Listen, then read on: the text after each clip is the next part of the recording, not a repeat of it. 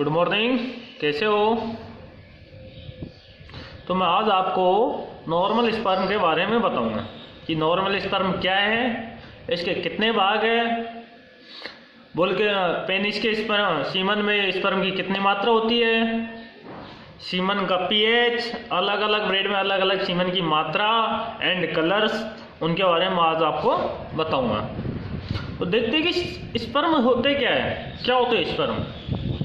Semen किसी mail के reproductive organ से निकलने वाला सीक्रेशन होता है।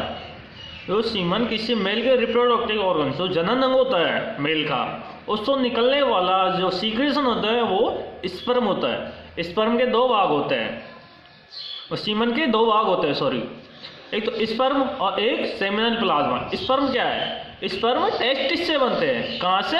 टेस्टिस से, ब्रेस्टम से बनते हैं तथा एपिडिडाइमिस में स्टोर रहते हैं। सेमिनल प्लाज्मा, टेस्टिस से स्पर्म निकलते समय, देखना, ये टेस्टिस से स्पर्म निकलते समय रास्ते में दूसरी ग्लैंड के सीक्रेशन में मिल जाता है। ये सीक्रेशन या फ्लूइड को सेमिनल प्लाज्मा कहते हैं। जिस टाइम इस टेस्टिस से स्पर्म निकलता है और वो रास्ते में दूसरी ग्लैंड्स, दूसरी ग्रंथियों में वो मिल जाता है, इस सीक्रेशन या फ्लूइड को सेमिनल प्लाज्मा कहते हैं। यह एक सीमन एक दूधिया मिश्रण हो जाता है, दूधिया की तरह हो जाता है सीमन। और हर स्पीशीज के मेल में अलग अलग सीमन की मात्रा तथा स्पर्म की मात्रा पाई जाती है। सीमन की कुल मात्रा के हिसाब से एपिडिडाइमिस तथा वास्ट डिफरेंस का सीक्रेशन कम होता है। बुल में सीमन की मात्रा में ज्यादा अनुपात का फ्लूइड सीक्रेशन वेसिकुलर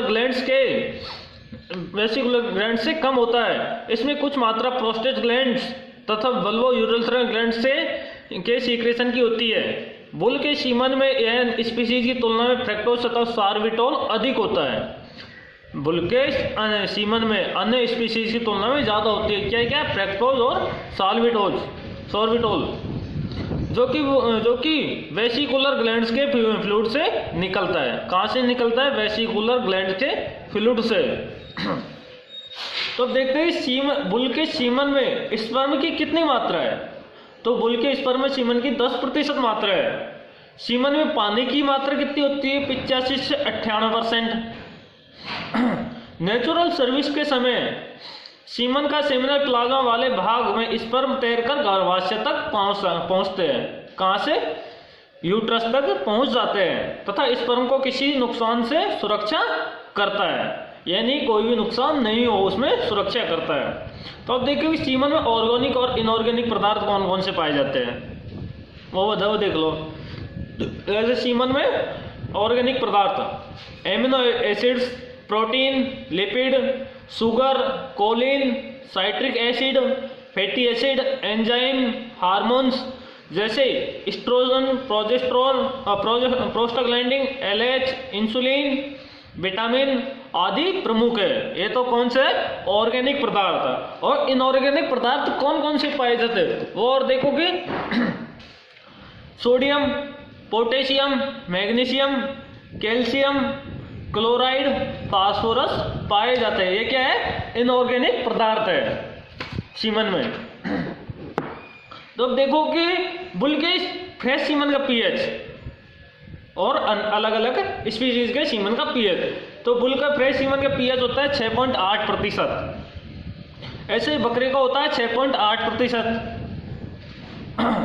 डॉग का होता है 6.7%, घोड़े का 7.4 और सुअर का 7.4 पीएच होता है।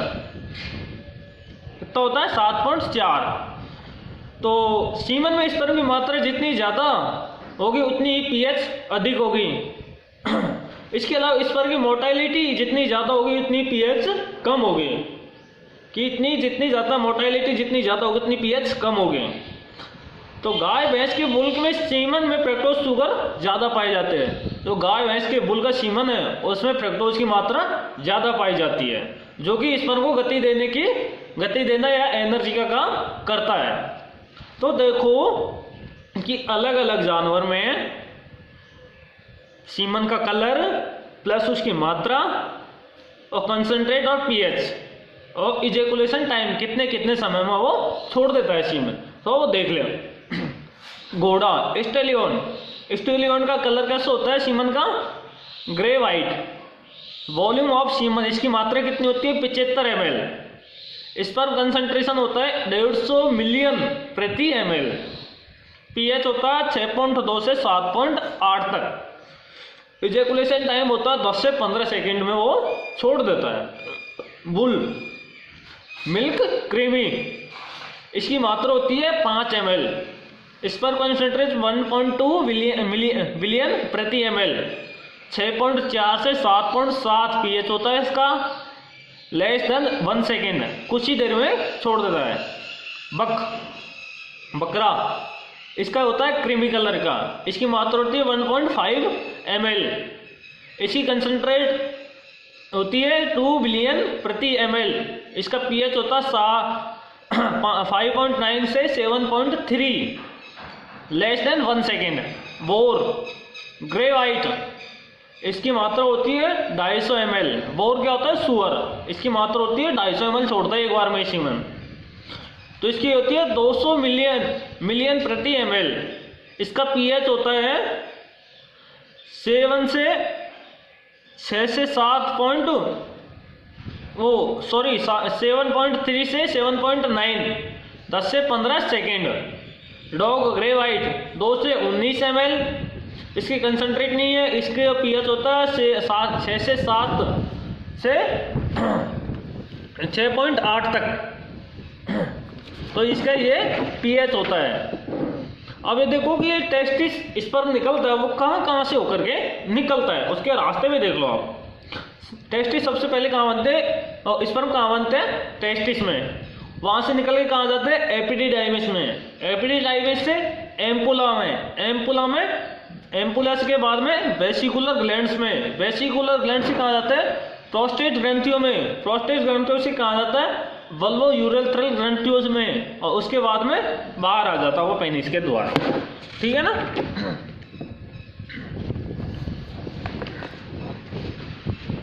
और देखो कि फ्रक्टोज की मात्रा सीमन में कम, घोड़े में बहुत कम तथा डॉग में बिल्कुल नहीं होती है। किसकी मात्रा? सीमन की। घोड़े में बिल्कुल नहीं होती इसकी मात्रा। तो इसके अलावा एनर्जी के लिए कौन कौन से पदार्थ हैं? ग्लूकोज, सार्बिटोल, मैनोज आदि भी इस उपयोग में स्पर्श कर सकते हैं। किसके लिए? एनर्जी के लिए ये पदार्थ भी काम में ले सकते हैं। अब तो देखो कि वल्वो यूरेथ्रल ग्लैंड से कितने प्रतिशत ये निकलता है, बाहर निकलता है? इसमें निकलता है 20 से 30%। सीमन की कुल मात्रा 20 से 30% भाग वल्वो यूरेथ्रल ग्लैंड से निकलने सीक्रेशन का होता है। अब देखो कि नॉर्मल स्पर्म क्या है। एक नॉर्मल स्पर्म के 2 भाग होते हैं, एक हेड और एक टेल। एक तो हेड है, जैसे कि ये है स्पर्म है, ये तो हेड हो गया और ये टेल हो गया। इसके 2 भाग हो गए। अब इसमें क्या क्या है? एक तो मिड पीस आ गया, फिर यहाँ पे मेन पीस आ गया, और नीचे एंड। मेन पीस के पास क्या है? टेल होती है, टेल से नीचे तक आ जाता है। तो टेल के 2 भाग होते हैं, एक तो मेन पीस एंड पीस। 2 भाग हो गए। अब हेड भाग में स्पर्म को महत्वपूर्ण भाग न्यूक्लियस होता है। जो हेड भाग होता है उसमें महत्वपूर्ण भाग क्या होता है? न्यूक्लियस, जिसमें जेनेटिक कोड डीएनए होता है। डीएनए का डीऑक्सीराइबोस न्यूक्लिक अम्ल, ये जेनेटिक कोड ही तय करता है। डीएनए क्या करता है? जेनेटिक कोड तय करता है कि उसकी संतानी कैसे होगी, मेल होगी या फीमेल होगी। हेड का ऊपरी भाग, हेड का ऊपरी भाग जो न्यूक्लियस से ढका होता है उसे क्या कहते हैं? एक्रोसोम कहते हैं। हेड का ऊपरी भाग जो न्यूक्लियस से ढका होता है उसे क्या कहते हैं? एक्रोसोम होता है। जैसे कि ये हेड है और इसको ऊपरी भाग ढका हुआ है, तो ये क्या होगा? एक्रोसोम होगा। इसमें एंजाइम्स होते हैं। उसमें क्या होते हैं? एंजाइम्स होते हैं जो फर्टिलाइजेशन के समय ओवम को भेदने में हेल्प करते हैं। उसमें फर्टिलाइजेशन के समय ओवम होता है ना, अंडा, उसको भेदने में सहायता करते हैं। यह एक्रोसोम पूरी तरह से विकसित नहीं होगा।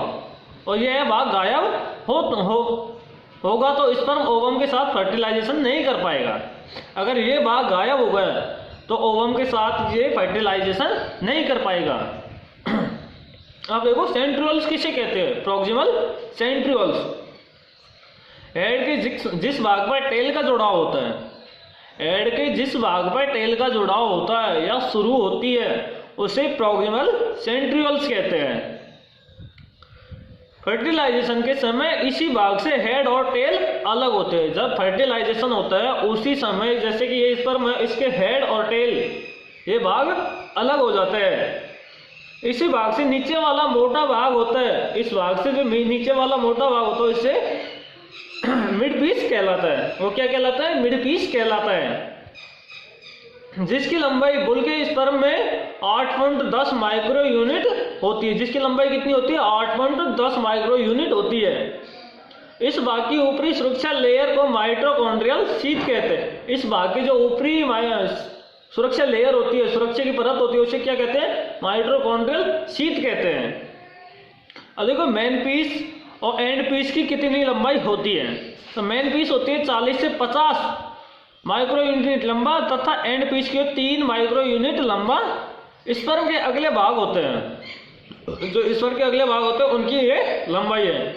एंड पीस पर सुरक्षा परत नहीं होती। टेल पर महीन मुलायम रेशों का गुच्छा होता है। जो टेल होती है, पूंछ होती है, उसमें महीन रेशों का गुच्छा होता है जो फर्टिलाइजेशन के समय इन्हीं रेशेदार फाइबर की मदद से तैरते हुए स्पर्म ओवम की ओर बढ़ते हैं। जो क्या काम करते हैं? तैरने के काम करवाता है, उसमें सहायता करवाता है गुच्छे कि स्पर्म आगे तैरकर ओवम में फर्टिलाइजेशन हो जाए, यानी उसकी मदद करते हैं। टेल के इस भाग में कंसंट्रेशन तथा फाइबर की गति से स्पर्म में एक विशेष मूवमेंट होता है जिससे आगे बढ़ता है, जिससे स्पर्म आगे बढ़ता है ओवम की तरफ। माइक्रोस्कोप में स्पर्म की यह मोटालिटी आसानी से देखी जा सकती है। इसमें क्या होता है कि इसको आसानी से देखा जा सकता है। कहाँ पे? माइक्रोस्कोप के द्वारा। इसमें क्या गति हो रही है, क्या नहीं हो रही है। ठीक है ना? तो इनको आप देख लेना थोड़ा।